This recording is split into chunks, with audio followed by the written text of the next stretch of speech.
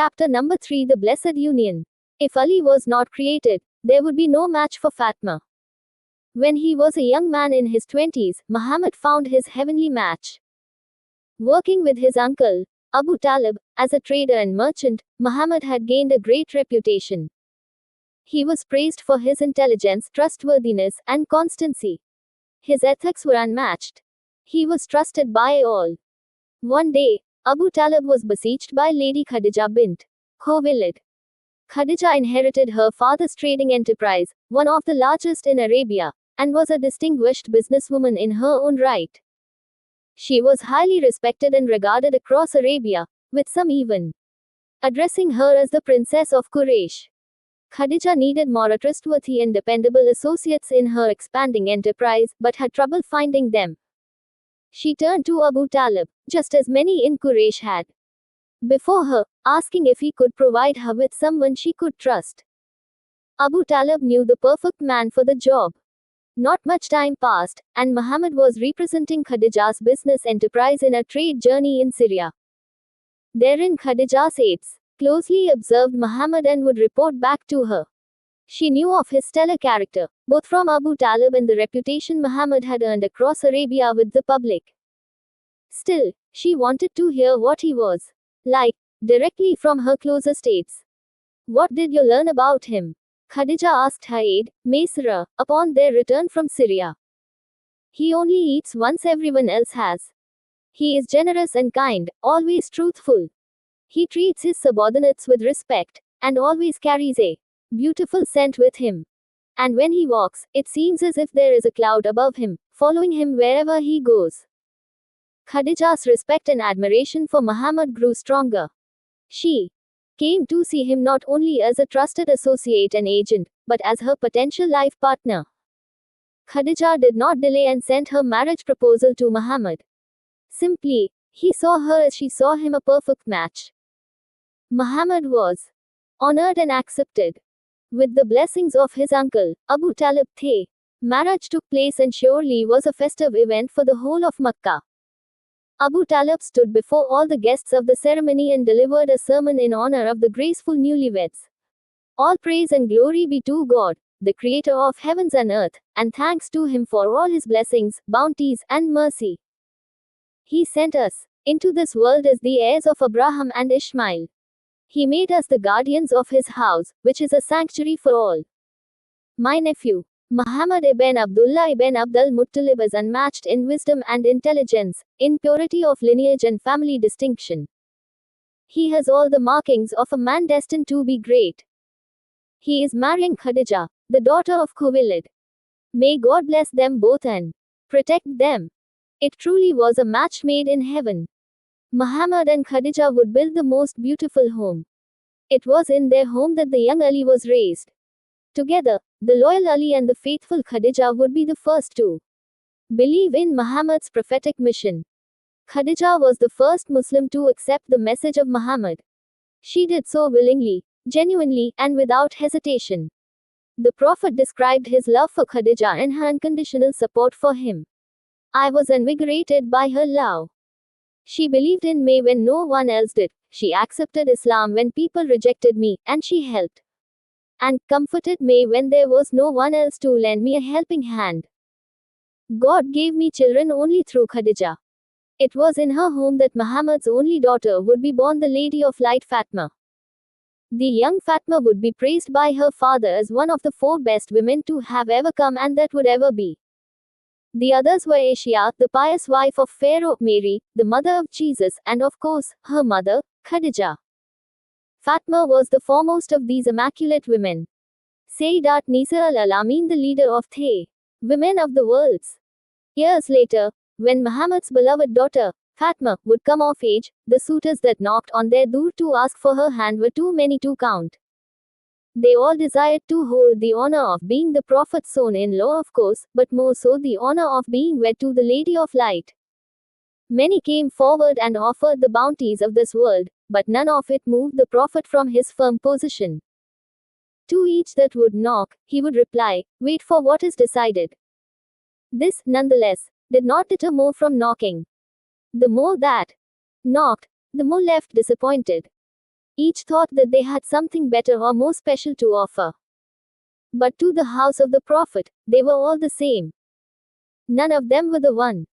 The whole ordeal became tiresome to the prophet. When people persistently asked him about what was going on, if a suitor were to be chosen for Fatma, he insisted that they should not bring up the matter to him anymore. Ali was a witness to this. He had grown in the Prophet's home and become a complete individual in his own right. His parents had both passed, and he was ready to build a family of his own. Who better of a partner for Ali than Fatma? But Ali decided to avoid the situation. He heard of all the things these suitors came with, and the assurances of wealth and social prominence. He surely did not have those things. Ali was young, humble, and far from extravagant. Thus, for a while, he waited patiently and accepted that hopes may only be dreams. Back to the many suitors, well, they only grew more frustrated. Practically every possible suitor knocked on the Prophet's door, and they all were turned away. The only person who did not knock an attempt to ask for Fatma's hand was Ali. Let Ali be like us, let him ask so that he may be rejected like we were. Some would exclaim. Validating their own shortcomings may have been what they desired, but people should be careful of what they wish for.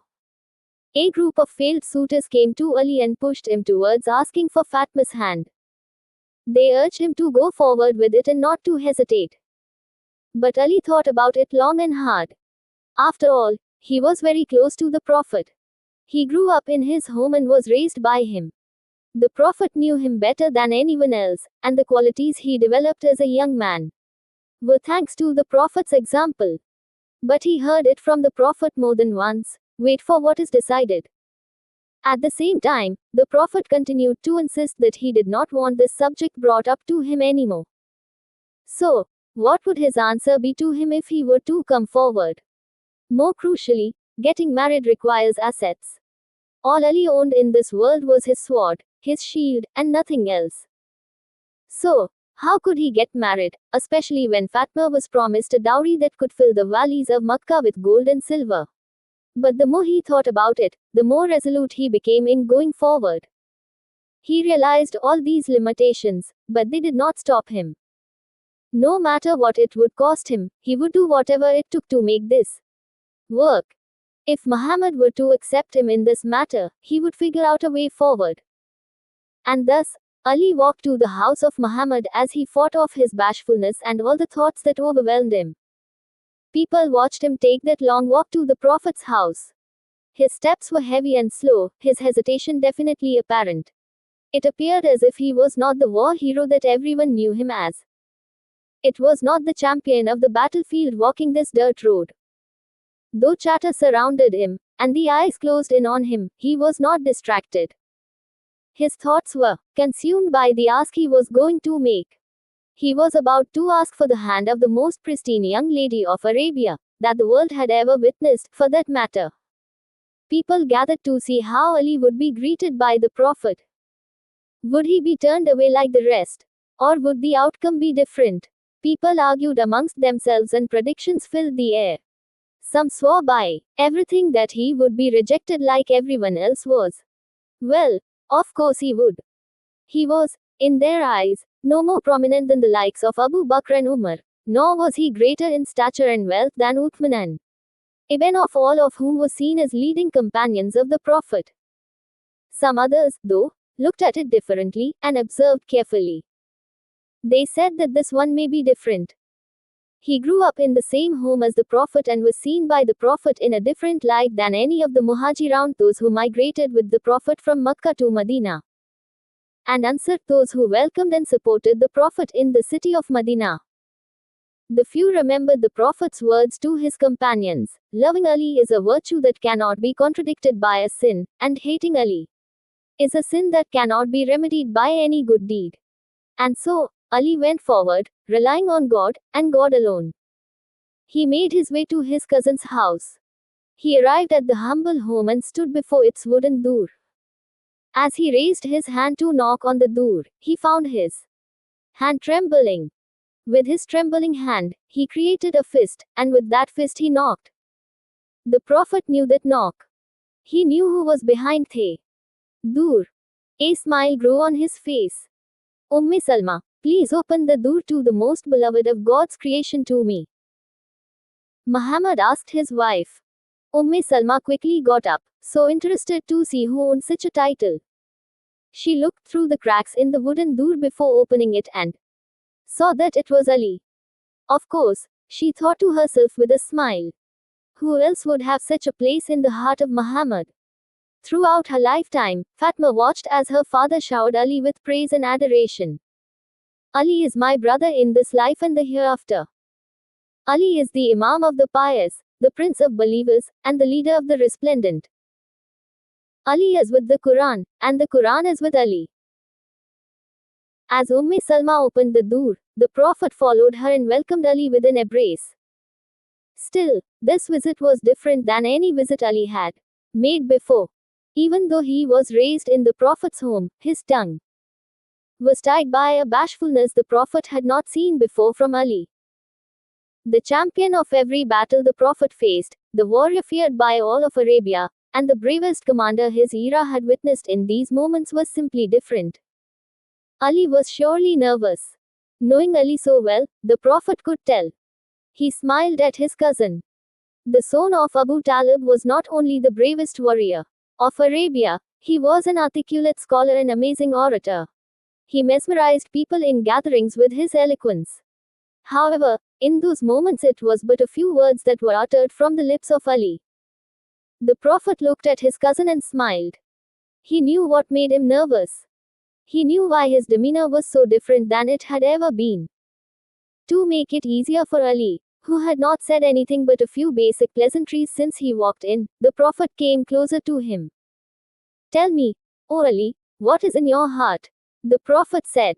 Ali looked at the Prophet blankly and then to the ground. He did not answer. Sweat dripped down his forehead and he only grew more nervous. The Prophet followed. What is wrong, Ali? Say what is in your heart. Later in life, Ali would describe to one of his companions these moments. He would say, when I entered the Prophet's home and saw him, he had such a beautiful magnificence and prestige about him. I sat down with him and was completely overcome. By God, I could not utter a single word. You must have come to ask for Fatma's hand, the Prophet said to Ali. Yes, Ali managed to reply to his cousin. Marhaban wa ahlan. Welcome, welcome, Muhammad replied to Ali, delighted. The Prophet would leave the living room to speak to his daughter, Fatma, and ask her what she thought of the matter. As he approached Fatma, the young maiden sent from the heavens, he admired her grace and piety. He sat next to her and embraced her with his warmth. She smiled at her father, awaiting what news he came with. My dear, Ali is here. You know how close he is and the sacrifices he has made for our faith. And I have asked my Lord to wed you to the best of his creation, and the most beloved to him. He paused. Ali is asking for your hand, the Prophet said with his magnificent smile. Fatma grew silent in bashfulness. Her cheeks reddened and she looked down to the floor with humbleness. He waited a moment. He knew what was in her heart and the contentment she had in his words. Fatma knew Ali better than anyone. She watched him as she grew up and saw his position with her father. She knew what he gave to Islam, and how he was seen in the eyes of their Lord.